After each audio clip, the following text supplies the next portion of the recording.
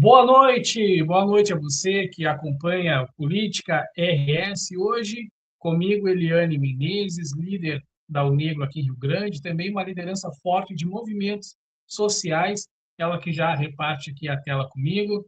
Nós estávamos falando em off aqui, eu já vou mandar um abraço para o pessoal que nos acompanha em Rio Grande, em toda a região, em especial o pessoal aí de São José do Norte, que lota as nossas redes sociais, também o nosso canal no YouTube, já já. Aí, acabando a live, o vídeo vai subir também para o YouTube. Também a conversa hoje vai render. Eu acredito que vai despertar e tem potencial, sim, não só potencial, mas vai despertar a consciência de muita gente para a luta antirracista, um pouco também para a pauta de classe. Acredito que também vai se estender aí, porque é o mês do Março Lilás, e a gente sabe que o mundo é dificultoso para mulheres, principalmente para mulheres negras, e aqui está uma representante de muito nome aqui na região. Quando a gente pesquisa essas pautas, aparece o nome, quando a gente pergunta para alguém, surge o nome da Eliane. Eu tenho prazer, Eliane, de estar contigo aqui nesta live e abro espaço para te saudar o pessoal. Boa noite. Boa noite, eu peço a bênção, meu agô a todos. Saudações interculturais, tá? Quero agradecer o Jezer pelo convite. Eu quero dar um alô especial a São José do Norte, porque eu já tive um tempo morando lá, estava conversando com ele, estudei inclusive lá no Colégio Estadual.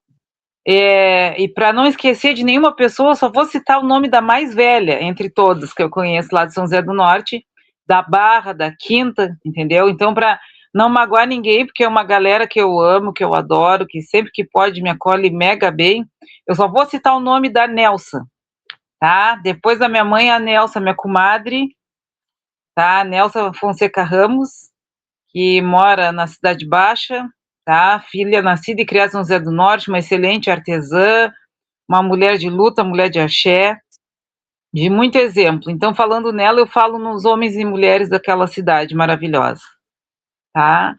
E ainda trazendo um pouco dessa nossa vivência, né?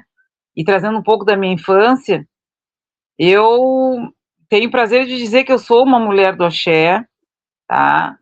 Eu fui criada num terreiro de matriz africana. Hoje nós temos a liberdade de falar e de poder estar nesses espaços, né? Então acho que a gente tem que saudar e reverenciar os nossos ancestrais, porque muito sangue foi derramado, muitas lutas foram travadas e elas estão invisibilizadas ainda, né? Sim, Nossa sociedade não conhece ainda a nossa verdadeira história.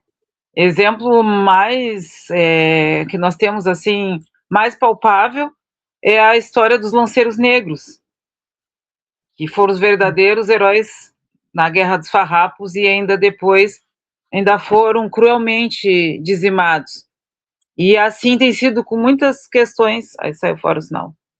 Tá me escutando, Jagger? Ah, estou voltei. escutando.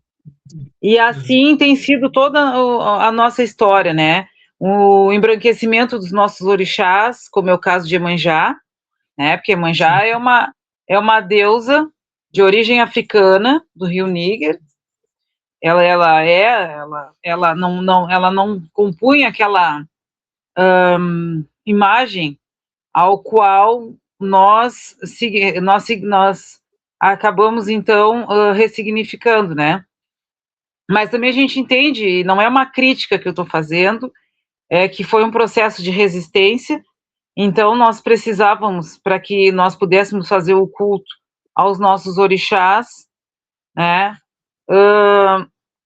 Fazer numa outra identidade que fosse aprovada pelos nossos colonizadores, né? Que a gente usa esse termo, mas foi o povo branco que nos trouxe para cá, portugueses, para nos colocar na chibata e tentar fazer dos nossos reis e rainhas que vieram para cá num processo de, na verdade, não foi nem de escravidão, mas foi de de um processo de um grande crime, de um grande leso à humanidade, ao qual, quando trouxeram os nossos ancestrais para cá, até as nossas tecnologias se apropriaram e colocaram novos nomes, nossas tecnologias, nossa alimentação, nossos bons hábitos, né? Então, dentro desses bons hábitos, algo que eu costumo dizer que é nosso, né? E aí o pessoal, então, hoje usa abertamente, sempre usou, é o cuidado com o mais velho, é pedir bênção, é pedir licença, é dar lugar para a pessoa sentar, né? A nossa culinária tão rica teve também um sequestro enorme da nossa identidade. Eles dizem a feijoada lusitana, o quindim, não sei de quê, mas não, tudo é nosso. Tudo foram adaptações que esse poder de adaptação e de resistência é nosso, é nosso. A gente fala povo brasileiro como se a parte preta não existisse. Então, Eliane, desculpa te interromper, mas não, estavas falando pode agora, eu me falar, tá com lembrei. delay, não tem problema. Pode falar, Jéssica. Eu me lembrei que o hábito, o costume, na verdade, já virou tradição, já ao longo das décadas, do pessoal virar o ano na beira da praia de roupa branca. Da onde vem? As pessoas não se perguntam de onde vem, as pessoas vivem, crescem com aquilo, é uma tradição, é algo que já vem estruturado de geração para geração, as pessoas vão e não tem noção da origem, da onde veio. Esse é um dos hábitos que muita gente tem e não tem noção da onde começou, da onde veio. Prossiga. Mas então, e é isso que eu quero dizer, é nisso que reside o racismo. Aquelas formas mais violentas que a gente vê, e aquilo é uma extrema falta de educação, é uma violência é uma estrutura brutal, né? Que foram 500 séculos de escravidão contra 188 de uma falsa abolição. Então, todo aquele inconsciente que vem ao longo de gerações de pessoas escravocratas acaba se reverberando em algumas atitudes. E uma delas é isso. Ah, isso aqui é tão bom, né? Como no carnaval, todo mundo usa trança, todo mundo vai pro carnaval, mas ninguém quer saber qual é a origem de tudo isso. E assim foi feito com o Réveillon. Eu vou me apropriar, mas para não parecer e não acabar endemonizando, né? Que é outra coisa que é muito comum conosco, né? Então, se a gente não tem explicação para dar, então vamos apagar. Esses são os apagamentos históricos que a gente passa, entendeu, Jäger? Assim como na dança, assim como em outras expressões artísticas, né? Que a gente, se tu for fazer um estudo ao longo da história, a gente acaba vendo que a origem é de África, né? E aí nós sabemos, quando a gente então começa a fazer um letramento racial, porque a gente vem na resistência, o nosso DNA ancestral vem nos dizendo que algo está errado. E aí vai caber a nós decidir se a gente vai querer fechar os olhos e fazer que não está vendo, ou tentar descobrir, né, o que realmente está errado nessa história. Eu me firmei numa família, tanto por parte do meu pai, que já eram, no colorismo, na época, eram considerados mulatos, né? E sararás, então, defendiam a negritude, defendiam, sim, as questões raciais, mas quem sofria pela questão étnico-racial, pelo fenótipo, pelo nariz, pelos traços negroides, pela cor de pele, eram os Menezes, né? Eram os Gutierrez Menezes, que eram pretos e não tinha como mimetizar. Mas eu me criei, e aí não é um chargão, é uma realidade, num espaço de muita resistência, né? Com pessoas que nos ensinaram, tanto o meu avô quanto a minha avó, mesmo eles tendo também, porque a gente vai desconstruindo uma estrutura racista, né? E aí o que é geralmente eu acho muito engraçado, né? Porque geralmente o que o pessoal diz? Mas vocês também são racistas. Cara, se imagine que durante um grande tempo existiu um grande plano para que nós nos desacertássemos entre nós. Existiram frases que fizeram a diferença, então tudo tem que ser ainda, né, desconstruído, ainda tudo precisa ser trabalhado, de forma, com muita consciência, com muita compreensão que foram processos que aconteceram.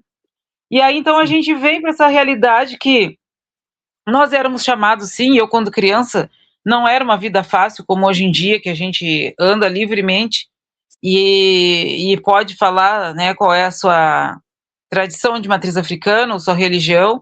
Eu, muitas vezes, na escola, fui chamada de macumbeira, sim. Eu, no espaço em que eu vivia, era muito saudável, era muito bom, e tive uma infância ali muito boa no meio de outras crianças, né? Essas expressões que hoje se diz de construção coletiva, de estar junto. A minha avó acolhia as crianças das mães que precisavam trabalhar, que eram filhas de santo dela ou não, e depois eu e a Luciana, a Antônia Vaz, né, que ela até tem um trabalho maravilhoso, eu te indico para uma hora trazer, conversar contigo no teu programa, que é autores rio-grandinos e negros, onde andam suas publicações, né, que ela fez uma pesquisa, que foi o TCC dela, querendo questionar algo que quando a gente é criança a gente pergunta, assim como a gente quer saber quem são nossos heróis, quem são as nossas apresentadoras de TV, quem são as nossas referências, né? Ela quis saber quem eram as nossas referências bibliográficas e descobriu aqui em Rio Grande que só tinham 3 livros de autores negros, quando o número é muito maior. Então, nesse ambiente, nós já tratávamos políticas públicas sem saber que era política pública. Imagina isso na década, ainda num período de ditadura, década entre 70 e 80, que eu lembro pouco, nasci em 76, mas eu tinha 8 anos, eu tenho uma boa memória. A minha avó, ela não era homofóbica, nem transfóbica, nem coisa nenhuma, pelo contrário, o terreiro era um espaço acolhedor, a gente sempre costumava dizer que nós lidávamos desde o mendigo até o prefeito, né, e ela tinha uma preocupação de que as pessoas que iriam estar lá, não importava se um filho tinha 10 casas e um não tinha nada, né? Na hora da divisão de tarefas e do cuidado era o mesmo, o carinho e a preocupação era a mesma. Então, o respeito pelo ser e não pelo ter é algo que vem justamente dessa nossa formação, dessa nossa educação de terreiro, e que ela Sim. soube lidar muito bem, tá? E é muito interessante, assim, porque a minha avó, muito jovem, na verdade, quando ela nasceu, né, a minha bisa faleceu e, e ela então foi criada por uma família de portugueses, então ela, só a ancestralidade mesmo que chamou. E aí, com o tempo, ela então começou a ter algumas manifestações espirituais dentro da igreja, e por isso ela era considerada louca, né? Às vezes ela, quando era pequena, ela dizia até que diziam que ela estava com dupla personalidade, e ela já estava, teoricamente, se incorporando. E Sim. ela fazia essas benzeduras, tudo isso, mas sem nenhuma referência. Tu vê Nem só. paterna, nem materna, porque ela estava sendo criada por uma família de portugueses, Sim. católicos apostólicos romanos. Então, olha como o nosso DNA espiritual, nossa ancestralidade vem e traz tudo isso, né? E aí foi nesse espaço que, então, a minha mãe, a terceira filha, viveu muito tempo morando ali também, na entradinha do salão, assim, do batuque. Ela também trouxe muito cedo com ela toda essa ancestralidade, jogava búzio, ajudava a minha avó quando tinha que fazer algum tipo de atendimento espiritual, mas, sobretudo, ela tinha uma grande preocupação, né? Primeiro que nós não... Aí vem a questão do feminismo, que todas as negras dessa família são assim. Show de bola. Não jamais permitir que ninguém viole o nosso corpo sem a Sim. nossa, sem que nós façamos essa permissão, né? E isso foi uma coisa que a minha mãe sempre me disse, assim, jamais permita isso. Embora a gente, em alguns momentos da vida, fique desprotegido, né? E não tenha a mãe por perto, não tenha um parente, a gente corre algumas violências, a gente passa por alguns abusos, sim, na infância, né? Mas a minha mãe sempre trouxe isso, assim, muito forte numa época em que o machismo não tinha nem comparação do que, né, da nossa vivência. E também meu avô, o vô Bento, ele era militar, ele era cabo, músico, e aí quando a avó precisava ir para Porto Alegre, eu acho que isso também foi bem importante, assim, ele levava a minha mãe e as minhas tias junto, para onde ele ia tocar, e às vezes era lugar que só tinha homem, mas elas sempre souberam se impor, né, souberam aproveitar esses espaços, ter boas amizades, mas manter o respeito. E aí, então, foi dessa forma que somos criados, entendendo que o importante é ter respeito, não deixar nada para depois, né, o que tem que se resolver, a gente se resolve, mas principalmente, né, pensando naquele espaço que era tão grande que, meu Deus, quando tinha obrigação era tanta gente, vinha pessoal de Bagé, vinha de Pelotas, vinha de Porto Alegre, e, e aí aquela galera, uns deitavam no salão, outros cuidavam as coisas, não sei o quê, mas existia uma preocupação, né, que hoje em dia, em algum momento, o nosso acesso às tecnologias fez com que a gente diminuísse o olho no olho, fez com que nós também, isso também faz parte da nossa identidade. A nossa identidade não é só colocar um turbante na cabeça e sair fazendo letramento racial. A filosofia Ubuntu, quando ela vem, ela não são só palavras ao vento que dizem eu sou porque nós somos. Não, eu sou porque nós somos e porque eu vivencio a tua realidade, porque eu sinto o que tu sente, né? E aí, nesses espaços, a gente tinha isso, né? A percepção, o tato, a observação, o mais ouvir do que falar, né?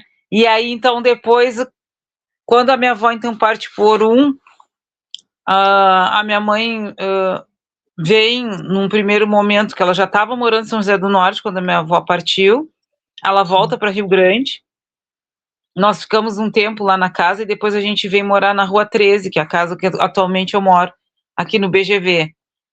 E aí aqui a gente se depara com várias realidades, com várias violências, mas o mais importante é que nós podemos ter, com certeza, né, milhões de defeitos, mas algo que eu acho de suma importância e que hoje me fortalece dentro do movimento, em função das próprias disputas, e essas disputas elas não vêm do povo preto, né? Ela vem de uma imposição ocidental que fez com que a gente brigasse. Foi isso, a minha mãe sempre me ensinou, e ela dizia, o nosso inimigo está lá fora, a gente pode até brigar aqui dentro, mas é entre nós, quando sair lá fora, cumprimenta quem está esbrigado, se tiver que cuidar no hospital, tu cuida, né? E principalmente, segue em frente e não esquece qual é o teu objetivo. E em momentos que essas disputas entre nós, lideranças, né, do povo preto, elas vieram à tona, foi esse ensinamento da minha mãe que me manteve firme na luta, né? Entendendo que essas pessoas, elas estão, assim como eu, fazendo parte de um processo civilizatório inverso ao que a gente foi feito, mas que elas ainda não têm essa visão de mundo, esqueceram, na verdade a gente tem, né, o nosso sagrado religioso nos faz isso, só que a gente, por muitas vezes, não pode deixar que essa questão colonizadora tome conta de nós. E eu vou dizer, pode falar. Tem um delay. Eu gostaria já que falasse tem um delay da tua formação, estás contando a história para nós, falasse que moras aqui, nosso estúdio também é aqui no BGV, e é perto, a gente está perto, estamos falando por link, mas estamos perto. Eu gostaria, antes da gente, para tu prosseguir aí, falar mais um pouco da tua formação, da tua história, eu gostaria que tu dissesse para nós, para não perder o time de toda a luta, de tudo que tu foi criado, tudo que tu vivenciou, as histórias, os bons exemplos. Esse é um ano eleitoral, eu quero pegar esse gancho, porque as coisas estão na nossa cara, tem preconceito estampado nas redes sociais, tem essa polarização política e muitas vezes falta consciência de classe e falta essa consciência de, eu não sei como falar, de negritude, ou de pauta social, seria, acredito assim, pegando todas as pautas. A Eliane me deixou sozinho aqui na live. Vamos lá, Eliane, eu vou te mandar. Pode entrar no link, tá me ouvindo? Pode entrar no mesmo link. Eu quero pegar esse gancho, porque a Eliane, ela trouxe para nós, ainda segue trazendo a sua história. Tá me ouvindo? A Eliane pode entrar no mesmo link ali que entrasse, eu já te coloco no cenário. Porque muitas vezes a gente vê formas de preconceito contra negro, contra mulheres, contra o pobre, contra a classe trabalhadora. Isso vem escancarado em falas que viram memes. E muitas vezes a gente, quando eu digo a gente, é povo em geral, o pessoal compartilha, o pessoal acha graça, né? A Ariane já está chegando aqui no palco. O pessoal acha legal uma grosseria, o pessoal acha legal alguém chegar para uma mulher e dizer, ó, tu não merece ser estuprada porque tu não me atrai, porque para mim tu é feia, e falas grotescas assim. Então, isso está escancarado na rede social, isso deve ser combatido também na rede social, e isso deveria, pelo menos, gerar uma comoção social, sendo que este é um ano eleitoral, o povo precisa ter essa consciência, eu diria consciência de voto, Eliane, em geral, e nisso eu quero saudar um cara que é brigador lá em São José do Norte, vou botar o comentário dele aqui, o Marcial Souza. Eu pude entrevistar ele na campanha eleitoral. Ainda ontem a gente trocou uma ideia de noite, e é um cara bem esclarecido, que tem essa consciência, tem feito os vídeos agora na internet ali, tem se expressado cada vez mais forte. Eu me sinto honrado, Marcel, também aí por estares nos acompanhando. É um cara que fala tudo o que eu falei agora. Não tem, o povo não tem essa consciência de voto. O pessoal vai e vota, muitas vezes, até pelo estereótipo do europeu, como tu vens falando. Do estereótipo, que aquele é mais bonitinho, aquele fala melhor, e por aí vai. O povo não tem essa consciência de voto. Eu acredito que isso deva ser muito trabalhado esse ano, sabe? Porque a gente já viveu isso lá atrás, o pessoal achava bonito, falas grotescas, enfim, e deu no que deu. O país aí com cerca de 1 milhão, acho até que, não sei se chegou a 1 milhão de mortos da pandemia. Eu me estressava muito e parei de acompanhar a suba dos números, porque eu trabalhei em setor de risco. Então, cada vez que eu via um deboche, alguma coisa assim, sendo que eu chegava em casa e eu tinha que tirar todo o material de trabalho, toda a roupa de proteção de trabalho, com 2 filhos pequenos, um filho com problema respiratório. Eu chegava em casa carregando aquele medo de talvez levar um vírus, nem que seja na minha mão, nem que seja numa parte do rosto, ou no cabelo, ou na roupa, eu não sei. Eu praticamente tomava um banho no pátio e outro quando entrava em casa, para não afetar meus filhos pequenos, um com 4 anos na época, com problema respiratório, e eu ligava a TV e eu via deboches referente a isso. Então, para que não se repita, eu acredito que o povo precisa ter essa consciência de voto. Eu gostaria que tu nos falasse um pouco sobre isso, depois prossiga, que eu não quero perder o time no comentário do Marcial. Então, isso me passa também um grande um grande filme assim na minha mente, né? Porque também não fiz lockdown. Eu trabalhei com população em situação de rua, tá? Num período em que todo mundo achava que era a população em situação de rua que seriam os primeiros a transmitir Covid, mas ao contrário, isso, na verdade, né? Mesmo as doenças, elas também vêm para serem reflexivas. Nesse caso, assim, se nós tudo, porque na verdade toda o nosso contexto a gente tem que fazer análise, né? E a população em situação de rua foi a que menos positivou para a Covid. E aí o que eu gostaria de trazer, fazendo esse gancho de pandemia, consciência política, né, de estruturas descolonizadoras, né?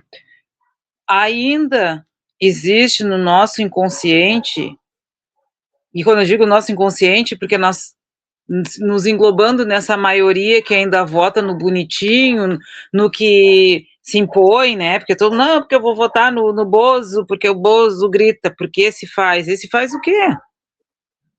Né? Nós ainda, muitas vezes, infelizmente, estamos arraigados ao cabresto, que era o que ele representava, né? Não, eu vou porque esse vai fazer por mim, mas vai fazer o quê? Alguém assinou uma carta compromisso dizendo que ele não ia fazer por ele mais que ele do que por nós, não, né? Mas estava intrínseco que era esse o pensamento. E se nós fizermos um histórico a respeito disso, a gente não consegue ainda, enquanto povo, primeiro a gente não consegue se reconhecer como povo.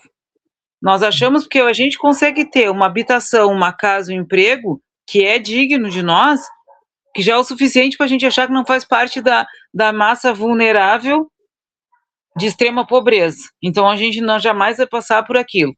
E nós, a qualquer momento, por qualquer motivo, podemos, né? Olha os reflexos da guerra, olha os reflexos da pandemia, olha os reflexos que nós já tivemos aqui no nosso município. A cada escolha que a gente faz, por mais que depois a gente diga que não é responsabilidade nossa, no somatório é sim. Eu acho que temos um caminho longo ainda a seguir, e aí fala um pouquinho da UNegro, que a UNegro trabalha isso, o pessoal diz que a UNegro é só política. Não, ela é sim, porque política é teto da bom dia pro vizinho, isso já é um ato político. A diferença da política partidária para a nossa política enquanto polis, enquanto pessoa, nossa política pedagógica, que era o que a gente deveria tratar desde a escola, é que não há interesse que a gente tenha informação e saiba discernir quem realmente trabalha por um voto justo, quem realmente tem consciência do que vai fazer lá no Senado, porque olha, há quanto tempo famílias e famílias se perpetuam lá. Se a gente vai olhar, o sobrenome vem desde a época lá do colonialismo, e só vai mudando, Pai, Filho e Espírito Santo. E aí as nossas redes sociais, nesse momento, elas são o nosso grande coliseu, ao qual eles ficam lá nos assistindo enquanto nós nos matamos, enquanto nós brigamos, enquanto nós encontramos defeito na mulher preta, no gay, né? No cara que todo mundo diz assim, esse aí tem que ir para a cadeia, mas quem é que financiou aquele crime? Quem é que trouxe as armas? Tu acha que uma pessoa que um aviãozinho ali, ou alguém que trafica vai ter dinheiro para fazer, para ter arma, para ter droga em grande quantidade? Não.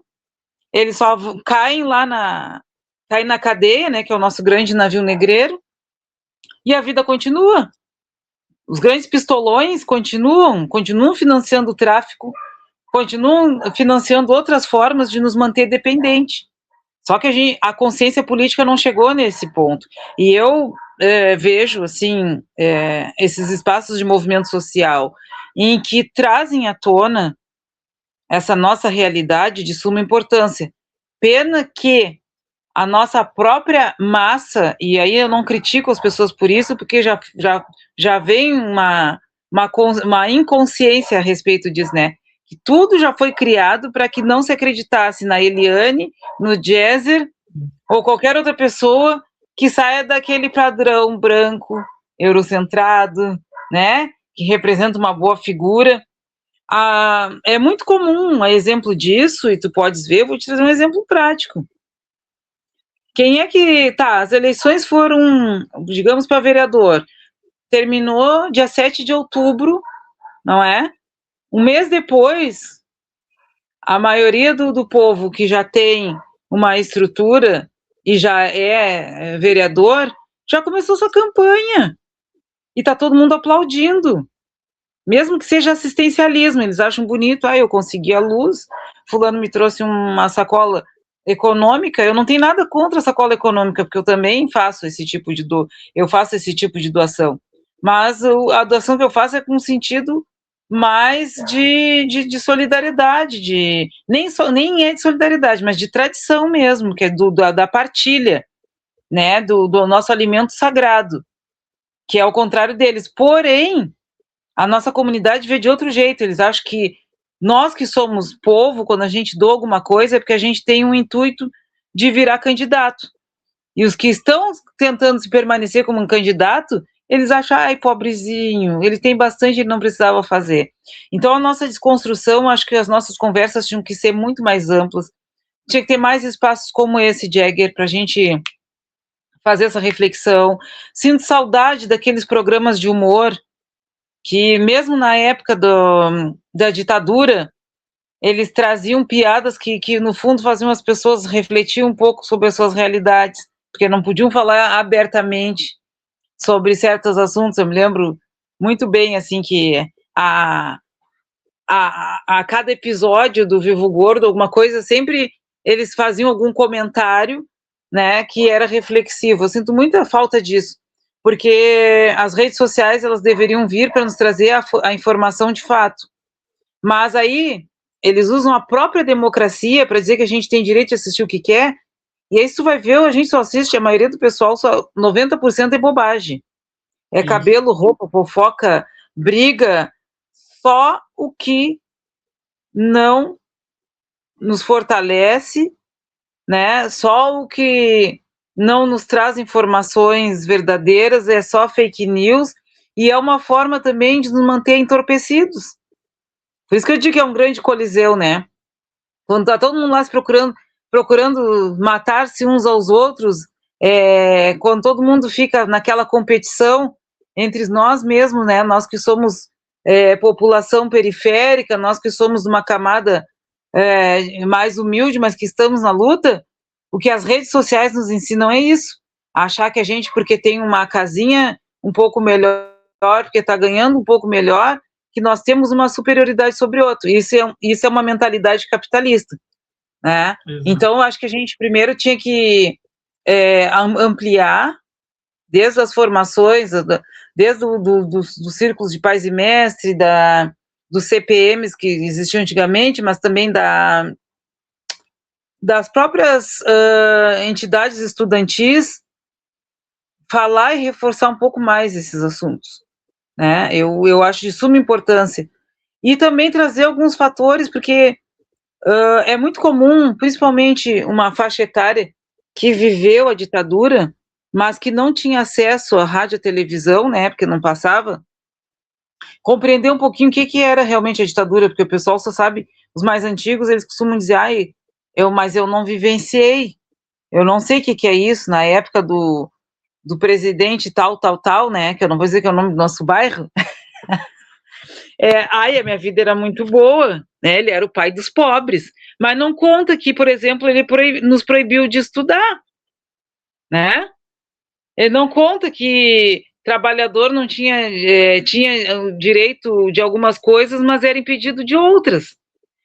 E então, assim, é um processo longo, a gente não pode se frustrar, nós temos que entender que nós somos semente, né, uma árvore que ainda tem que ser regada, que ela não basta só jogar na terra e contar que a boa sorte faz com que ela cresça, né?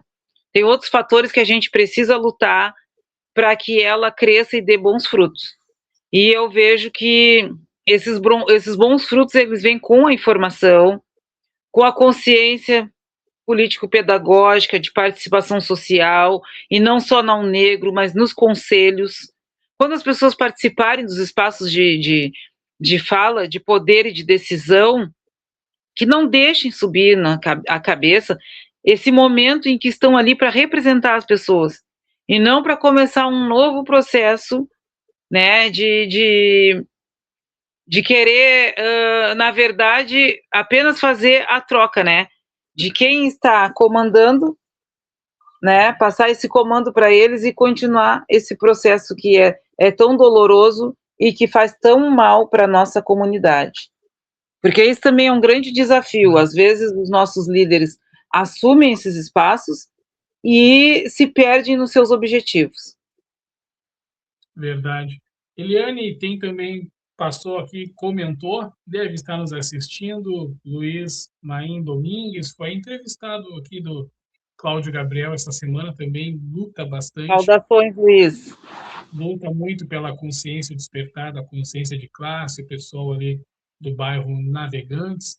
Também tem crescido aí como um gigante nas suas postagens, na rede social aí, contra a escala 6x1. Eu quero pegar uma palavra tua também. Acredito que tu estás nessa luta aí, com certeza, Com sobre o certeza. fim em escala 6 por 1, que envolve aquilo que a gente vem conversando aí já desde o início da live, que tu fosse despertada, tu viveu num ambiente que te favoreceu pelo exemplo da tua avó, exemplo da tua mãe, pessoas que te cercaram, teu pai, enfim. E hoje a rede social tem exemplos bons, como esta live é um exemplo bom, e tem É, exemplos ruins, como nós já falamos, mas tem outra coisa aí acontecendo e vai pegar hype, vai pegar substância aí nos próximos meses, que é o debate do fim da escala 6 por 1.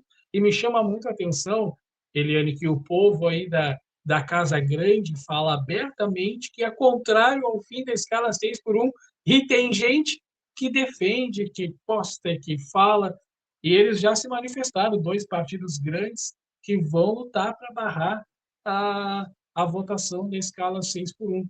E esse é um ano decisivo. Eu vi a postagem ontem do Boulos dizendo que o presidente Lula vai propor, se continuarem tentando barrar, fingindo que não vê essa proposta aí do fim da escala 6 por 1 lá no Congresso, principalmente na Câmara, seria a porta de entrada, o presidente Lula vai sim colocar ela em apreciação de regime de urgência para que no máximo em 45 dias seja votado. Eu acredito que é o que vai acontecer pela força aí do presidente Lula, acredito que é o que vai acontecer, porque senão não vai ser votado, infelizmente. Então, eu gostaria de uma palavra tua sobre isso, para que o povo que está dormindo referente a esse assunto venha se acordar, Eliane. exatamente. O que acontece? A questão da escala 6 por 1, ela está ligadamente ligada diretamente ao que eu estava falando a respeito desse sistema capitalista opressor que já vem de gerações. É muito fácil para quem sempre esteve sendo o patrão, sendo latifundiário e hoje sendo um grande parlamentar, falar em escala 6 por 1 quando ele não cumpre a sua jornada de trabalho durante a semana, né? Quando ele só justifica ali seu voto e está tudo certo. E aí ele faz o que ele quiser. O que o povo, o que nós, e aí eu vou mudar um pouco a expressão povo, né? Porque as pessoas não se enxergam nesse espaço em que nós compomos, mas o que a nossa sociedade precisa é entender que quem está lá votando por nós não precisa pegar ônibus, não vai pegar chuva e trabalha no máximo, achando que está se esforçando demais, 3 vezes na semana, sendo que é um passeio no bosque que a Chapeuzinho Vermelho dá, né? E aí depois, quando tu tira o chapeuzinho, descobre que é o lobo mau. Então, que o povo entenda isso, né? Quem está lá defendendo, e assim como outras questões trabalhistas, que costuma defender que costuma defender a patronal, são pessoas que não compreendem esse lado em que a patronal está, né? Porque, na verdade, é isso. São pessoas que não trabalham, não vão cumprir essa carga horária e estão pensando numa questão de produção. Quanto mais tempo tu puder produzir e quanto menor for teu salário, melhor para mim, porque mais sobra para o meu agro, mais sobra para minhas coisas, mais sobra para minha família, né? Mais então eu consigo ter lucro e manter todo mundo embaixo dos meus pés, porque quanto mais trabalhar, tu vai ter menos tempo também para ter informação, para estudar, para ter possibilidades também de ser protagonista da tua própria história, né? Mas aí, pessoal, esses dias eu ainda escutei, e não é uma crítica, porque isso, como eu digo sempre, tudo faz parte de um processo e a gente precisa se enxergar nesse processo. É muito comum as pessoas dizerem, essa palavra empoderamento é bobagem, essa palavra protagonismo é bobagem. Não, gente, não é bobagem. Ela vai ser bobagem se ela virar chargão, mas se a gente entender o sentido das coisas, a gente vai entender que empoderar-se é ter esse conhecimento, acesso às informações e saber o momento de escutar e o momento de falar, e de se impor, de se manifestar, saber o que é nosso de direito. Então, obviamente que quem está lá defendendo a escala 6 por 1 não quer esse tipo de pessoa, porque tu vai questionar no teu ambiente de trabalho, olha gente, o alto índice de pessoas que estão aguardando para fazer uma perícia do INSS, que a gente sabe que é negada, a pessoa entra na justiça e ganha. Não é porque os advogados burlem o sistema, é porque o sistema não está certo, né? As pessoas se sobrecarregam nos seus ambientes de trabalho. Também existe um alto índice de adoecimento de saúde mental, de burnout, de uma série de coisas. E aí, essas questões que deveriam também ser visibilizadas para que a gente compreenda qual é a necessidade de cair a escala 6x1, não são nem reconhecidas, não são nem faladas. Então, eu também digo, né, que a televisão, que continua sendo um dos maiores meios de comunicação, que chega em qualquer lugar, porque aqui no Brasil nós ainda falamos muito em Facebook, Instagram, mas são as rádios que levam ainda a informação para locais onde não tem internet, não tem luz, não tem energia elétrica, tem locais que não tem nem ainda saneamento básico, mas tem lá uma anteninha de TV que as pessoas conseguem acessar. Então, deveria se ampliar esses momentos de reflexão, de espaços de fala, para que as pessoas comecem, então, a entender o que é realmente, né, esse pedido para que a escala 6x1 ela saia e que a gente, então, possa ter acesso ao que é nosso de direito. Porque é digno um trabalhador poder descansar no final de semana, poder se organizar para estudar, poder se organizar para poder fazer um esporte, para poder ter um lazer com a sua família. Isso é bem viver, isso é vida, gente. Muito bem, tá aí o comentário, eu vou dar um espaço para depois que tu fale da Negro, dos movimentos que tu lidera, que tu participa, eu sei que está tudo interligado, e eu estou curioso para saber de todos, alguns eu sei, não sei de todos. Luiz Maim Domingues, o povo que luta para acabar com a escala 6x1 é o mesmo que elege a turminha da escala 3x4, proprietária da Casa Grande. Infelizmente é verdade. Vamos lá, Cláudio Gabriel colocou ali. Quem não conhece a dor do povo tende a legislar como se essa dor não existisse. É verdade. Cláudio Gabriel colocou ali, a Casa Grande remete a uma reflexão de Malcolm X, é isso? Sobre a pessoa escravizada na senzala e a que vive na Casa Grande. Isso mesmo. Vamos lá, tem mais comentários. Tem muito comentário aqui, muito do Cláudio. Eu já vi aqui Márcia Cacilde, que nos acompanha, gosta de acompanhar o canal do Cláudio, também dos Sindicatos em Ação, dando boa noite. Boa noite, Márcia. Boa Marcel noite, já tinha Diva. colocado. Vamos lá. Grande Eliane, um abraço, Silva, tá aí. Marcel, lá de São José do Norte. Eu disse que o público do Norte é grande. Tem mais São José do Norte. Alô, pessoal aí do Bumba, pessoal do Carlos Santos, do nosso bloco de Estação Primeira, do Comendador Carlos Santos. Está aí, ó. A Janine Rosa, um abraço para a Janine, para o seu esposo, que fez aniversário ontem. Um abraço aí no Wellington, um abraço também para o pessoal do bloco, para Conceição, para Mose, assim, eu saldo todo mundo do bloco, que é muita gente. É Janine lindo o colocou bloco do Bumba. axé. É isso mesmo, estás convidada para o ano que vem, ó. Estás convidada ao vivo. Olha. Ao vivo.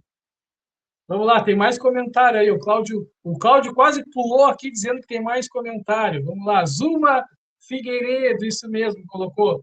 Vamos lá, na tela, comentário da Zuma. Por isso é importante que o povo entenda que democracia é etimologicamente isso, governo do povo. Entenda que quem nunca soube o que é necessidade, não tem empatia, não vai saber governar. Está aí o comentário da Zuma Figueiredo, colaborando com a nossa live. Pessoal de Rio Grande, um abraço. Pessoal de São José do Norte, um abraço. Eu repito, ele está convidado para sair, nem que seja uma noite, com a gente lá do Bora! Comendador Carlos Santos.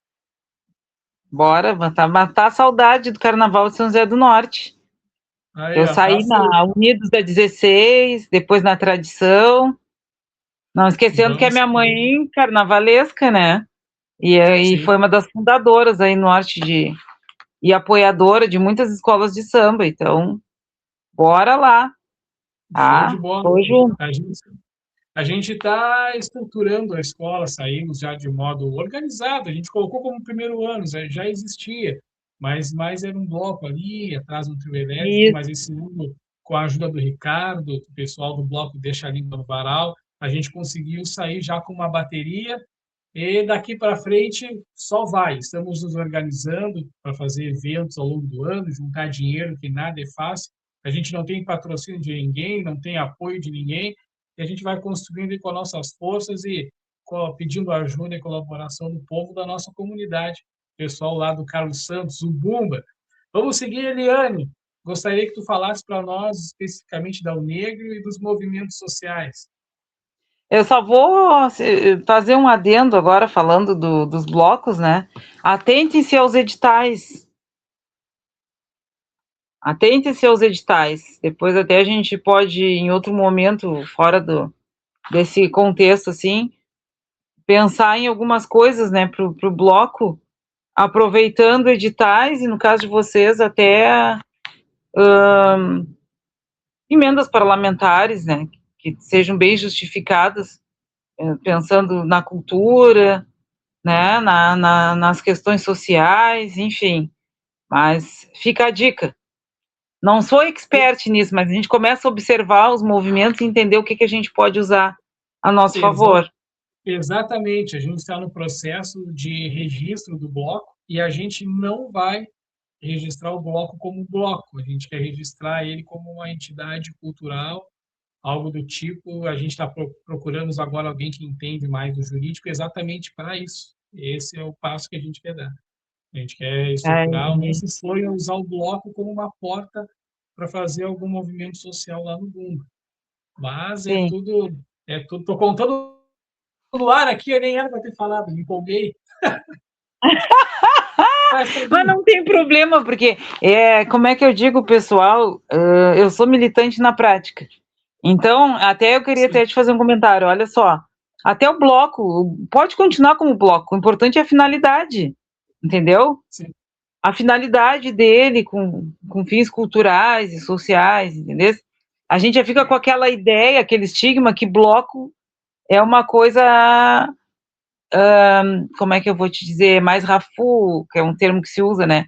Mas não, o bloco ele tem sua importância histórica, ele tem sim também, é um espaço de resistência, de organização social preta, então pode deixar o bloco. O problema, aí a questão é na justificativa, né? O problema é na que vai botar ali, fiquem tranquilos. E aí, voltando agora, aproveitar de bloco e finalidade, vamos falar um pouquinho dos movimentos. Bom, gente, o que eu costumo dizer, né? 2016, então, eu passo a participar de movimento organizado. Por que eu digo movimento organizado? Todo movimento é organizado. Tudo que a gente faz, na verdade, é organizado. Uma reunião de vizinhos, uma reunião de moradores, essas coisas que a minha mãe participava, né? Que eram os blocos em São José do Norte, as escolas de samba, né? Os grupos de capoeiras, todas as funções que nós fazíamos são movimentos organizados, sim.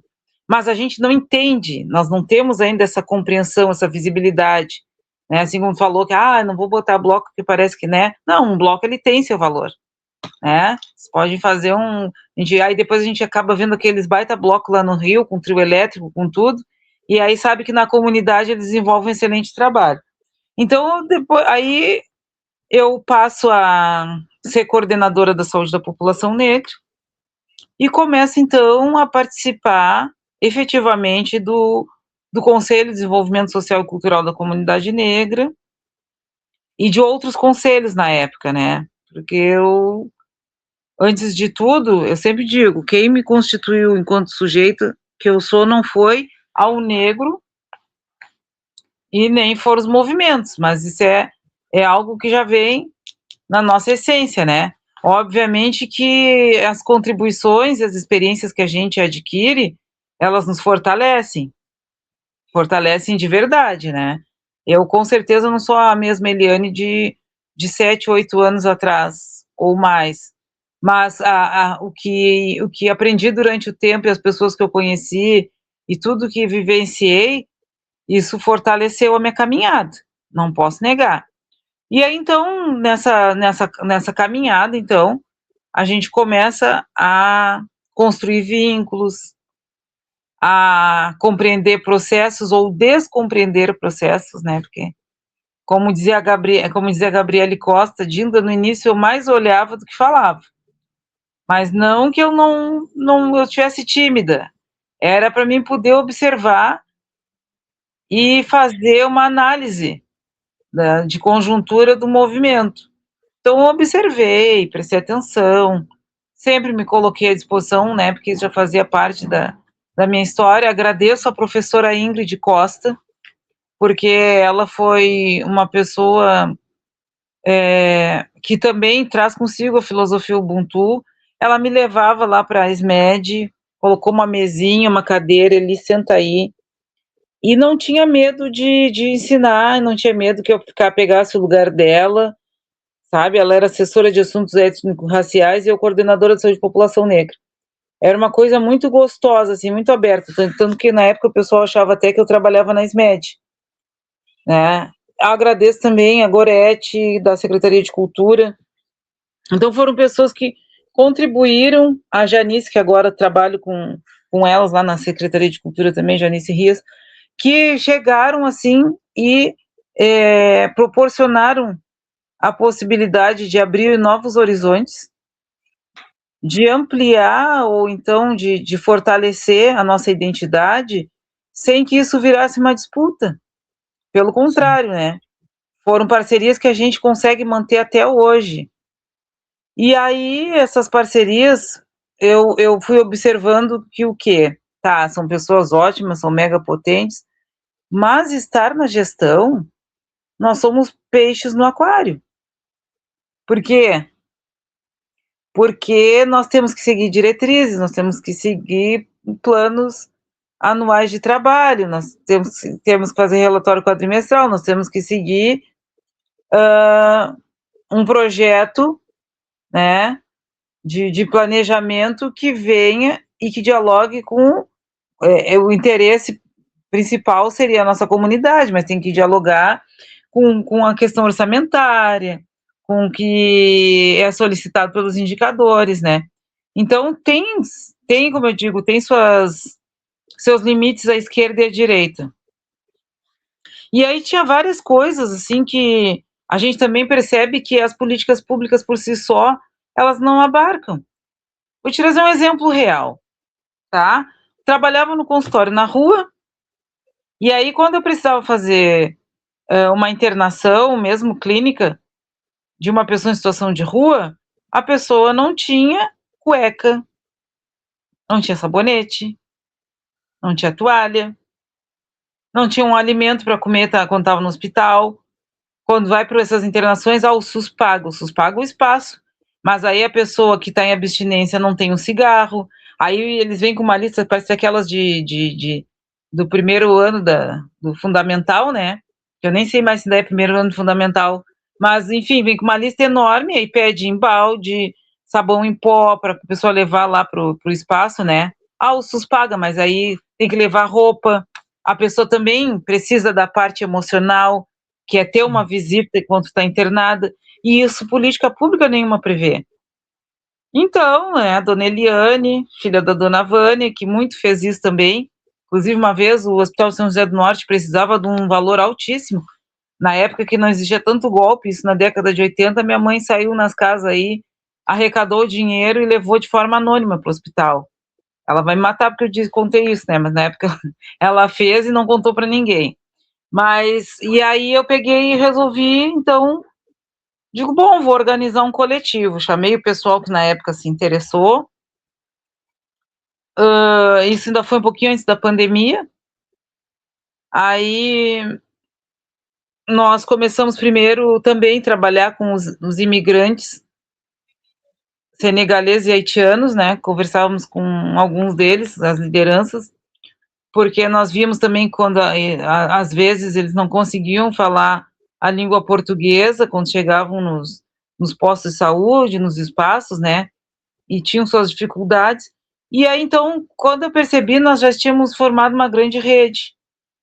Aí, por isso que ficou, na verdade, o nome inicial não era Rede Afro Saúde, era Rumos, que era abreviatura de várias coisas, né? Era Rede de União, nananana. Mas aí, uma das nossas parceiras, que era a conselheira Eliana, ela disse assim para mim: por que você não bota Rede Afro? Porque o público que tu mais compreende, eles são diversos, mas são todos voltados, né, as questões afro, tu te preocupa com a população de forma geral, mas tu tens esse viés maior, a preocupação maior, e tu vê quais são as dificuldades da população negra. Além disso, tu já fez uma conferência livre de saúde, Eliana, então tu, quem sabe faz isso. Aí nós mudamos, a gente, não, vamos botar a Rede Afro Saúde. E aí, então, começamos com a Rede Afro Saúde, falávamos com frequência com as lideranças haitianas, falávamos com as pessoas vulnerabilizadas, falamos com a população em geral, porque também precisam, né? Às vezes há casos que a gente acaba naturalizando, né? A pessoa precisa de uma internação, não tem acesso, não tem uma resposta. Aí também a gente faz trabalho de ir no hospital, saber por que não saiu o encaminhamento para o médico, levar a galera para o oftalmo, enfim, né? Precisa de um dinheiro. Então tem muitas coisas que as políticas públicas por si só não resolvem, né? Levar para um oftalmo mesmo em Pinheiro Machado, a pessoa vai, mas vai comer o quê? Se tu não tem dinheiro para um almoço, para um café, tu vai sozinho? Como era, às vezes tinha pessoa em situação de rua, que nós levamos uma pessoa, a pessoa não tinha comida e não tinha parente. Aí eu fui, fiz a parte de parente e ainda paguei o almoço. Então a Rede Afro, ela vinha nesse intuito, assim, e de dar esse suporte no que a gente não consegue na rede e não está previsto, né, que foge das normativas e dos planos de trabalho da gestão. E aí, durante a pandemia, já existia a Rede Afro, né? Mas aí, durante a pandemia, nós tivemos uma segunda demanda, que eram as mulheres da calçada, né, as profissionais do sexo, mães solos vulnerabilizadas, que estavam desempregadas, que estavam passando uma série de situações, e principalmente algumas mulheres que tinham saído da PERG, que estavam no semiaberto, e que não queriam, e que não queriam, naquele momento, voltar para o crime, ou ter que acabar de novo, né, como profissionais do sexo. E quando elas saem, então, da PERG, elas saem sem nada. O que se hoje se trabalha dignidade menstrual, naquela época a gente já acabou implementando na marra, porque elas não tinham nenhum absorvente, não tinha uma calcinha, não tinha sabonete, não tinha roupa, não tinha nada. Só apenas mandavam. E aí, percebendo tudo isso, então, aqui na minha casa da 13, eu fiquei com um espaço com tudo que tu possa imaginar. Aqui tinha perfume, sabonete, batom, roupa masculina, roupa feminina, cobertor, tudo que a gente pontuava necessário, tinha um pouquinho de cada coisa. Comida, água, porque a água com certeza é um alimento, mas não é considerado pelas pessoas, né? Água potável, então tinha também. Então, assim, tudo que tu possa imaginar, medicação, em alguns casos, a gente guardava, porque a pessoa pegava aquelas para 60 dias, mas se tu tá na rua, tu vais guardar tua medicação onde? Né? Então, isso tudo não está previsto. E aí, então, na época, assim, eu sinto muita vontade de retomar esse coletivo, e é por isso, então, que eu digo, eu quero continuar no Negro, tá? Mas não mais como presidente. Eu não é o negro que me sobrecarrega, mas é que eu acabo abraçando várias coisas. E aí eu vou dizer, eu sou terrível para grupo, não respondo em tempo rápido, isso frustra as pessoas, e não tenho vontade de mudar, eu acho que eu tenho meu tempo, né, porque eu gosto de ser muito coerente nas coisas que eu falo e ser muito ciente do que eu falo, então não quero responder nada correndo para ninguém. Sempre digo que grupo de WhatsApp não é para reunião, é para questões rápidas, né. E aí eu quero me libertar disso, assim, não me incomoda eu ser desse jeito, de forma alguma, mas eu acho que está na hora, com as experiências que eu adquiri, de seguir um novo rumo, sabe? Escrever um livro sobre que eu passei na pandemia, sobre essas experiências que eu tive, e aí retomar esse coletivo Janaína, voltar, então, a ter mais disponibilidade para trabalhar com a rede Afro Saúde, que é outra coisa que, até a época da enchente, eu ia muito seguido ainda no hospital, fazia encaminhamentos, então são outros passos que eu acho necessários para a minha caminhada, tá? Inclusive, teve um período, e agora eu estou retomando, com consentimento da presidenta estadual da UNegro, eu também fui conselheira estadual de saúde, me afastei no período eleitoral, e aí depois nós fizemos algumas articulações e possibilitamos que outras pessoas estivessem como conselheiras, né? Mas em dezembro eu falei com ela e eu estou voltando, porque também é um espaço importante. Algumas decisões a gente precisa também ter essa fluidez entre Estado e município, ou entre Estado e federação, né? Estar nessas três instâncias, às vezes, é muito bom. E aí, então, é um novo passo que quero dar na vida, mas eu vou te dizer, foi muito gostoso, muito trabalhoso, gastei dinheiro meu, mas estou feliz, porque cumpri missão, passei muita fome, porque às vezes a gente sai de uma atividade para outra, não se alimenta, quer correr, quer fazer várias coisas ao mesmo tempo. Tem que ter uma observação e um cuidado com a família, sim, porque muitas vezes eu deixei a minha família um pouco de lado, perdi aniversário, perdi comemorações para cumprir a agenda, né? Mas é o que eu comentei desde o início, né? Eu jamais vou esquecer o que a minha mãe me ensinou, e aí ela pode ter seus milhões de defeitos, mas ela sempre teve esse cuidado. Se ela diz que vai fazer algo, ela vai até o final. E também por isso, né? A gente não pode pensar só na gente, tem que pensar nos que precisam da gente. Só que aí também tem que ter a dosagem, porque não posso viver apenas para a comunidade, né? Eu tenho que ter uma vida social, eu tenho que ter uma vida familiar, e isso foi um novo processo que eu vivi em 2025, quando eu tive uma úlcera varicosa, que na verdade foi para eu pensar, assim, né, Eliane, estás comendo muito, comendo bobagem, né, porque eu sempre gostei de caminhar, eu caminhava 1,5 km no Cassino, até 2022, aí então a gente começa a se envolver nos movimentos e trabalhar, e aí começa a deixar para depois e para com tudo, né.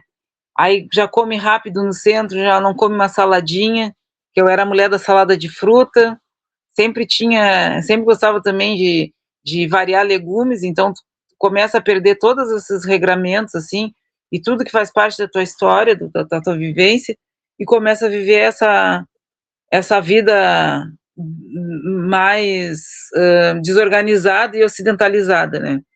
E aí, então, eu começo nesse período, assim, que eu tive a úlcera, a fazer essa introspecção e entender que era um alerta do meu corpo, e aí começou pelas minhas pernas, que eu adoro muito caminhar, que estava na hora de eu me cuidar um pouco, cuidar de mim, e cuidando de mim, cuidar dos meus, né? Cuidar dos meus filhos, da minha família, para também poder fazer com que eles estejam fortes e cumprir sua missão. Porque eu tenho certeza que a fruta não dá longe do pé, tanto que muitas vezes, tanto o Yuri, meu filho que mora em Pelotas, ele participou, por exemplo, das primeiras reuniões de formação da UNegro, de vários protestos com a gente. O Juan sempre gostou muito de fazer a parte de mídia, ele que me ensinou a fazer card, a, a ter uma percepção, assim, de organização de imagem, né? E eles também, eu acho que a primeira consciência político-pedagógica tem que começar na casa. Eu sempre conversei com os guris sobre interracialidade, sobre redução de danos, sobre uso de drogas, sobre tudo o que eu acho que, enquanto mulher, enquanto mãe, né, enquanto uma pessoa que vive e permeia entre mundos, era interessante falar. Aí depois, se cada um seguir seu destino, vai seguir dentro da sua própria... Porque isso é fato, né? Minha mãe me ensinou várias coisas, mas eu absorvi o que eu achei importante. Mas, com certeza, existe essa semente aí que tá plantada e tá rolando. E fora também os meus outros sobrinhos. O Jonas, que agora ele está fazendo engenharia de computação, mas ele era muito presente na Unegro. Ele, então, se reconhece como... que ele mesmo disse, né, que se reconhece, então, como um adolescente negro a partir do momento em que ele vai para o cassino com os guris, que ele era um guri de apartamento, né, que ele vivencia a realidade dos guris pretos quando eles têm que tentar fugir da abordagem policial naquele período de carnaval, né, para não tomar pau. Então ele começa a ver uma nova realidade que sai daquela vidinha dele ali, mais organizada. E outras histórias, assim, que eu me sentava muito num grupão que estava o Arthur, que era amigo do Yuri, dos guris todos, e eu trazia à tona essas realidades e convidava depois para eles irem para as reuniões da Uneco. Eu acho que o nosso papel é esse, né? Não adianta a gente falar para os estranhos e não trabalhar dentro da nossa casa. Então, eu conversava muito com os guris e fazia muitas reflexões a respeito de todas essas... até deles entenderem, assim, sabia que isso que tu passou no ônibus é racismo? Tu sabia que essa tua fala leva a isso? Tu sabia que o respeito à mulher é desse jeito? Então, tem várias questões que a gente, na prática, muitas vezes se esquece, mas não adianta a gente levantar uma bandeira e não... E quando chegar no nosso dia a dia, no nosso cotidiano, a gente não ter justamente esse legado, né, passado para os que estão tão próximos a nós.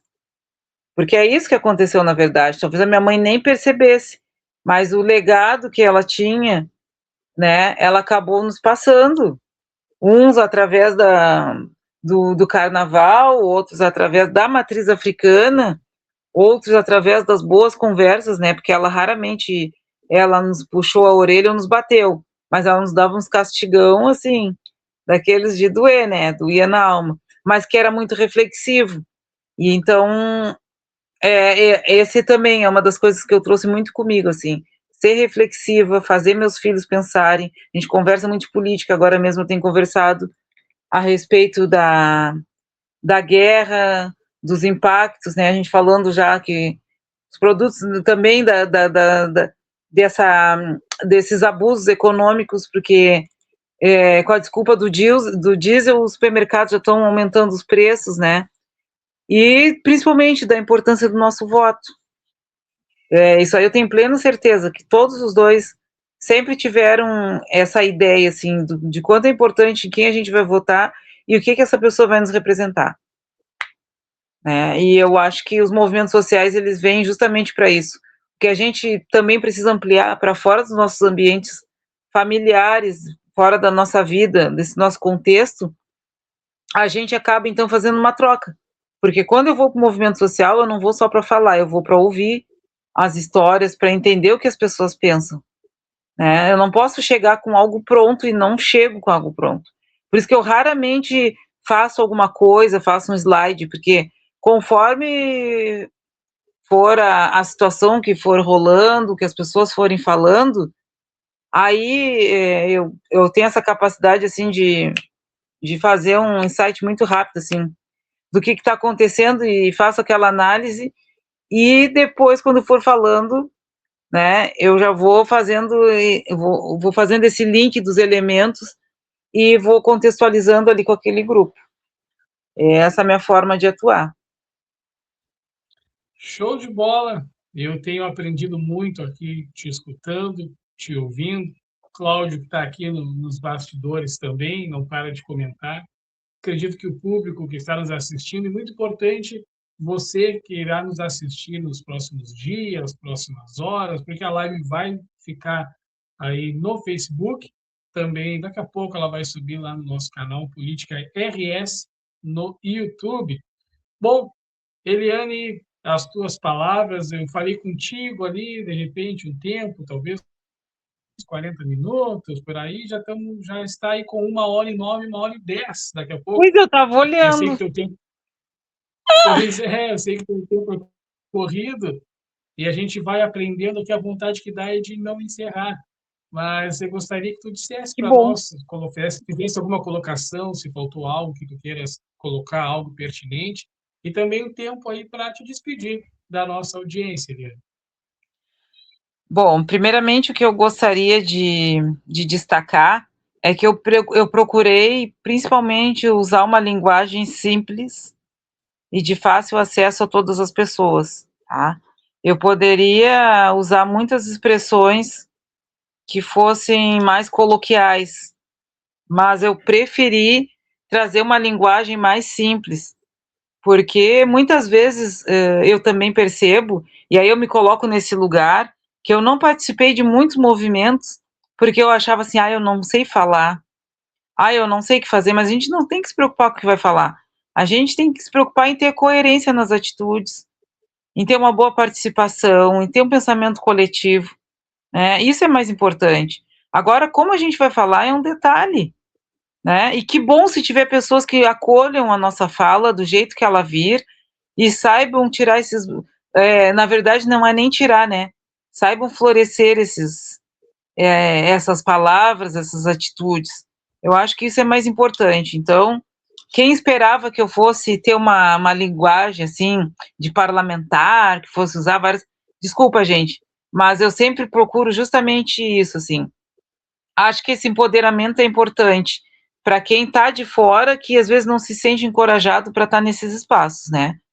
Entender que a rádio, os programas de Facebook, enfim, todo tipo de rede social, ela é muito potente quando ela é bem usada. Parabenizo a ti, a toda a tua equipe, saúdo por esse trabalho brilhante que vocês fazem. Espero que a gente possa outras vezes trazer outras pessoas, eu também possa retornar, porque assunto eu tenho para o ano todo. Quando eu olhei o horário, eu fiquei até com vergonha de parar de falar. E aí eu tenho um problema, né? Porque a minha linha de raciocínio, às vezes, é muito. E eu tenho medo, espero que vocês tenham conseguido acompanhar, porque eu sou meio acelerada, assim. Meu raciocínio é muito. Então eu fico com medo às vezes, mas eu procuro manter uma sequência dos fatos e principalmente, né, que seja uma linguagem de fácil acesso. Espero que as pessoas que nos assistiram, que vão assistir, que comecem a escutar mais, prestar mais atenção em quais são os objetivos de quem está lá em cima, né?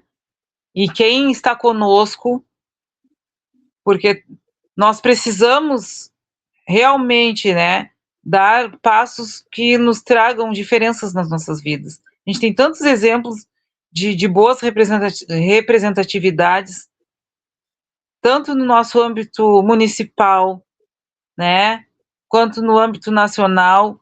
Nós também temos alguns exemplos de questões que acabaram acontecendo, como a privatização, né, da CE, da Corsã, por conta das nossas escolhas.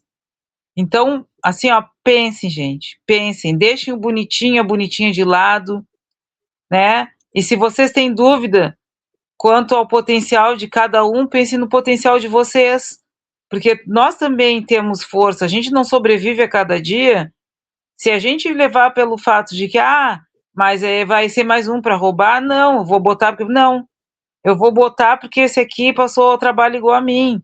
Eu vou botar porque essa aqui sabe o que é pegar um ônibus. Eu vou botar porque essa aqui sabe, esse aqui sabe o quanto custa a gente ter que dividir o dinheirinho até o final do mês. Invistam mais nessas possibilidades, nessas pessoas. Porque um dos processos que eu também considero injusto é esse formato eleitoral, ao qual um candidato, como no caso dos vereadores, não precisa se afastar para poder fazer sua campanha. Enquanto pessoas da sociedade civil, como eu e como vocês, precisam se afastar, ganham 1/3 do salário e ainda se expõem ao extremo, porque muitas vezes depois que passa todo o processo eleitoral, ainda passam por um processo de perseguição, né? São incompreendidas no meio em que convivem, então repensem suas práticas, porque ninguém que está lá é bonzinho, todo mundo está fazendo o seu trabalho, mas o trabalho pode ser melhor e nós podemos ter uma bancada maior à nossa disposição. E para finalizar, eu gostaria de lembrar que o nosso sagrado feminino, ele precisa ser valorizado e respeitado. E quando eu falo valorizado e respeitado, eu falo da nossa essência, da nossa saúde enquanto mulher. Nós mulheres muitas vezes nos deixamos, e isso eu aprendi a repensar depois que eu tive a minha úlcera varicosa, que depois de 7 meses curou. A gente se coloca em segundo, terceiro, quarto, quinto plano, né?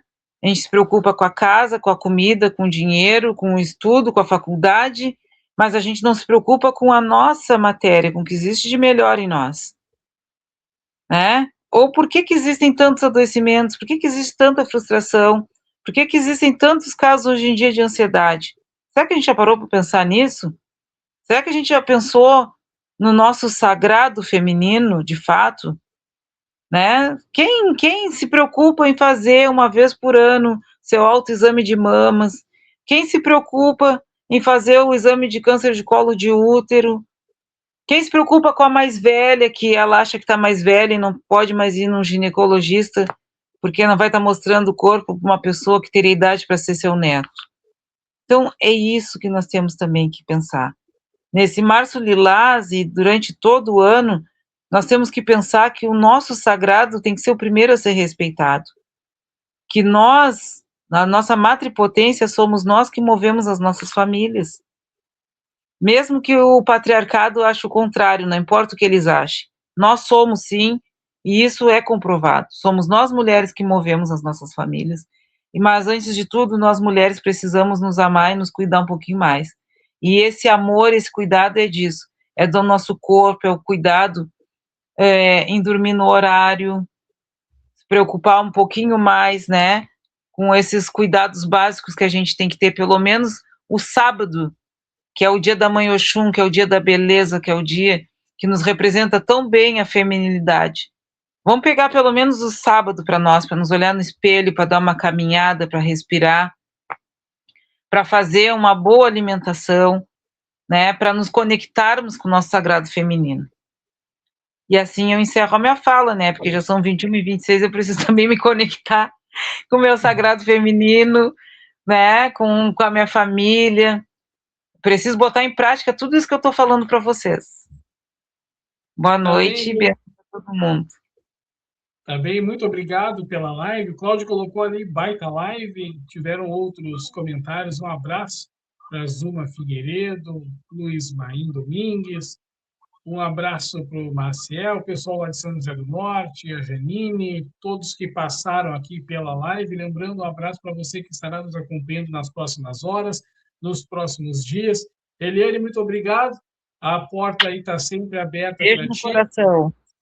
Tá bem? Quando quiser divulgar algum evento, algo que queiras fazer, pode Tem dia 29. Opa, fala aí para nós aí.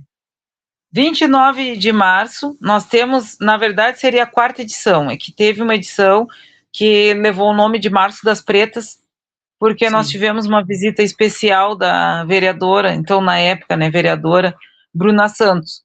Mas esse evento, ele é todas com X por elas. Por quê? Porque naquela época, e aí que eu digo que nós mulheres, a gente não tem que se preocupar com o que com as críticas, a gente tem que preocupar com a certeza do nosso dia a dia. Nós, na época, quando nos reunimos para fazer o primeiro evento, nós entendíamos que não bastava apenas ter o cuidado com a mulher, se preocupar com o seu empoderamento, com o seu direito à informação, mas nós precisávamos também que existisse envolvimento de todos e todas e todes, que estivesse, todas as pessoas se envolvessem e se engajassem nesse cuidado. Então, por isso que ficou todos com X, porque não importava quem fosse a pessoa, mas esse cuidado e essa percepção do seu matriarcado nas suas casas, das suas esposas, deveria partir do seu contexto em que vive. E aí, então, fizemos a primeira edição na Associação de Moradores.